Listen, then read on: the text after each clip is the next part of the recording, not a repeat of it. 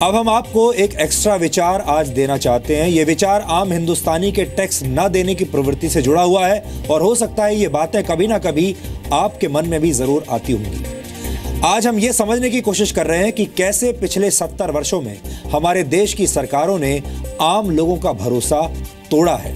आज हम लोगों की उस सोच को डिकोड करेंगे जो उन्हें टैक्स चुकाने से रोकती है।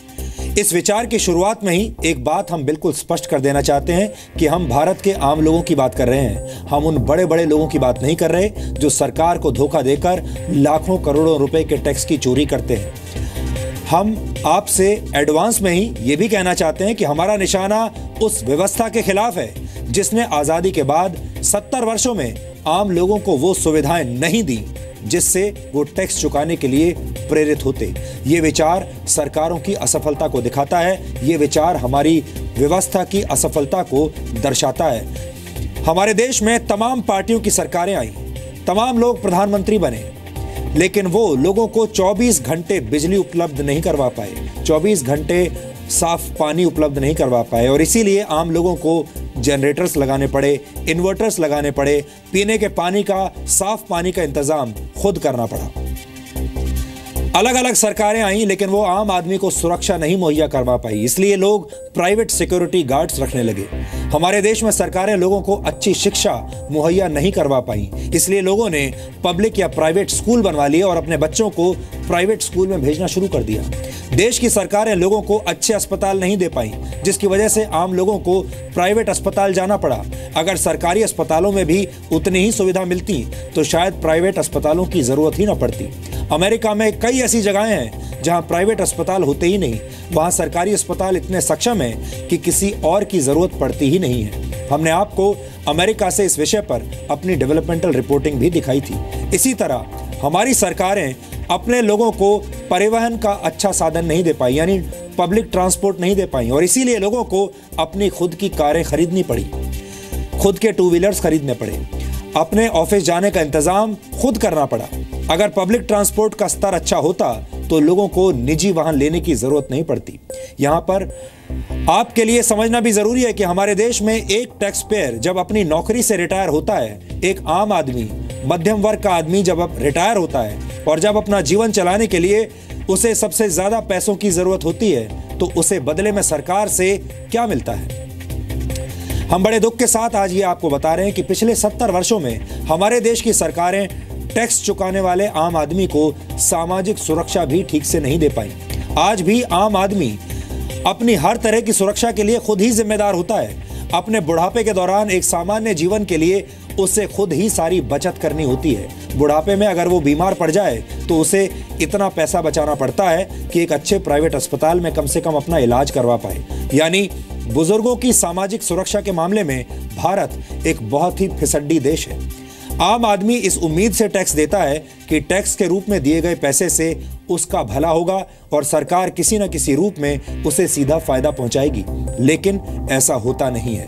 तमाम नेता और राजनीतिक पार्टियां आम आदमी द्वारा, शरीफ आदमी द्वारा दिए गए टैक्स का राजनीतिक इस्तेमाल करती हैं, अपनी राजनीति के लिए इस्तेमाल कर लेती हैं। टैक्स के पैसों से वोट हासिल करने के लिए लोगों को तरह तरह की सब्सिडीज दी जाती हैं।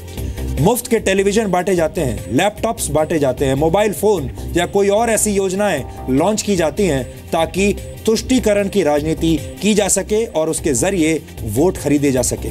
और इसका सीधा असर यह होता है कि टैक्स देने वाला आम नागरिक हतोत्साहित हो जाता है और फिर वो हर जायज या नाजायज तरीके से टैक्स बचाता है, टैक्स की चोरी करने लगता है ताकि ये पैसा उसके बुरे वक्त में उसके काम आ सके। ये सूरत बदलनी चाहिए। होना ये चाहिए कि किसी के बुरे वक्त में देश की सरकार उसके काम आए। हालांकि इसके लिए भी सरकार को टैक्स की ही जरूरत पड़ेगी, पैसे की जरूरत पड़ेगी और वो पैसा फिर कहां से आएगा? वो पैसा भी टैक्स के जरिए ही तो आएगा। आपको जानकर हैरानी होगी कि भारत में सिर्फ 4% लोग ही सरकार को इनकम टैक्स चुकाते हैं। जी हाँ, सिर्फ 4% लोग भारत में इनकम टैक्स देते हैं, बाकी के 96% लोग इनकम टैक्स नहीं देते। वर्ष 2014 और 15 में देश के सिर्फ 5 करोड़ 17 लाख लोगों ने ही इनकम टैक्स चुकाया था। इतने बड़े देश में सोचिए, सिर्फ 5 करोड़ 17 लाख लोगों ने इनकम टैक्स दिया था और टैक्स कलेक्शन था 66,000 करोड़ रुपए, जबकि वर्ष 2015 और 16 का टैक्स कलेक्शन 2,87,000 करोड़ रुपए रहा।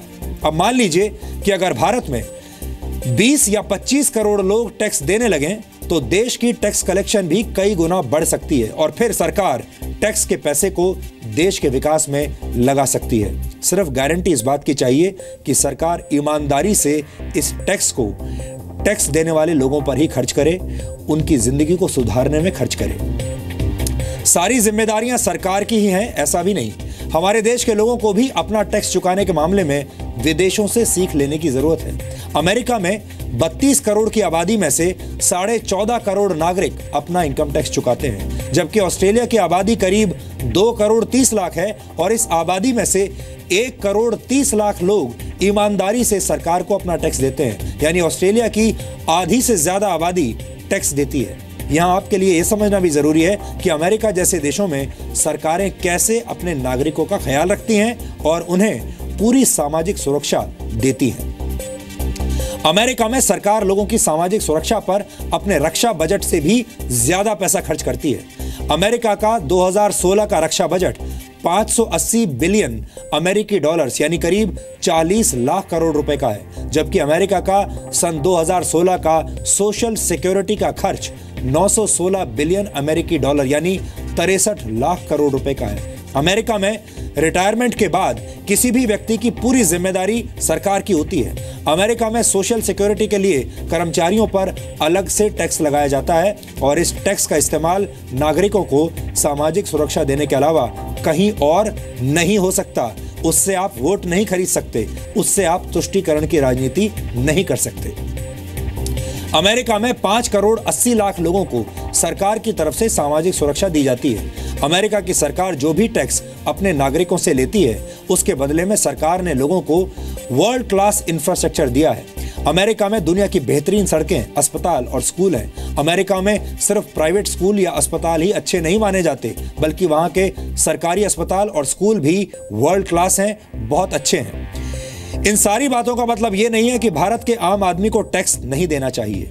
आम आदमी को टैक्स जरूर देना चाहिए, लेकिन इसके साथ साथ हमें उन कारणों को भी समझना होगा जिनकी वजह से हमारे देश की जनता टैक्स देने से बचती है, टैक्स की चोरी करती है। यहां पर हमें यह बात भी स्वीकार करनी चाहिए कि जिन देशों में सामाजिक सुरक्षा की बात हम कर रहे हैं, उन देशों में कोई आम आदमी मुफ्त की चीजों के बदले वोट नहीं देता। जापान में कोई बिजली पानी फ्री देने के वादे पर वोट नहीं देता। अमेरिका में कोई मुफ्त लैपटॉप बांटने के वादे पर वोट नहीं देता। चीन में वोट पाने के लिए इफ्तार पार्टियां नहीं दी जाती। इन देशों में सरकारें तुष्टीकरण की नीतियां अपनाकर वोट हासिल नहीं करती और ना ही वोटर ऐसी नीतियों पर वोट डालते हैं। इसलिए हमारे देश की जनता को इन देशों के मतदाताओं से भी शिक्षा लेनी चाहिए। हमें लगता है कि अब आपको ये बात समझ में आ गई होगी कि अगर पिछले 70 वर्षों में हमारे देश की तमाम सरकारों ने लोगों का भरोसा नहीं तोड़ा होता तो टैक्स व्यवस्था की तस्वीर आज कुछ और होती। लोग बड़े पैमाने पर टैक्स देते और सरकार भी लोगों को इस टैक्स के बदले में वर्ल्ड क्लास सुविधाएं दे सकती थी। आज हम जो कुछ भी आपको बता रहे हैं उससे हमारी सरकारों को तो सीख लेनी ही चाहिए, हमारे नेताओं को सीख लेनी चाहिए, लेकिन हमारे देश की जनता को भी बड़ी सीख इससे लेनी चाहिए। हम बात बात पर चीन से अपनी तुलना करते हैं, अमेरिका से तुलना करते हैं, दुनिया के बड़े बड़े देशों से अपनी तुलना करते हैं, जापान से करते हैं, लेकिन हम ये नहीं सोचते कि वहाँ उन देशों की जो जनता है वो 2 रुपए किलो चावल के बदले में अपना वोट नहीं देती। यानी वहाँ की पूरी व्यवस्था अलग है और व्यवस्था में सिर्फ सरकार नहीं बल्कि लोगों की भी भागीदारी होती है। इसीलिए हम आपसे भी आज ये अपील कर रहे हैं कि आप अपनी सोच भी बदलिए और एक बार अगर इस देश के आम लोगों ने अपनी सोच बदल ली तो फिर नेता भी बदलने पर मजबूर हो जाएंगे।